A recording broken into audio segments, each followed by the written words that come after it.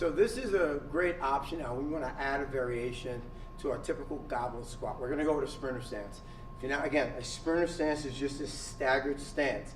The weight distribution, 60-40, all right? So it's not 50-50, 60-40, and the leg that's back, I always say align it with the heel of the front leg and slightly elevate the heel. Now, real quick, I'll show you. Sometimes people will be like this, and then what will happen is they got so much calf going on. They're in a toe raise. Drop the heel.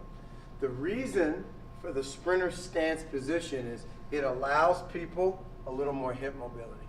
And a lot of people who don't have enough hip mobility for a typical squat, you'll see they're able to get a little deeper here.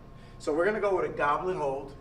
So we're holding the horns, elbows in, bellows out and away from the chest, and now driving my knees. Notice I'm pressing my knees out, and my squat, and I come right back up.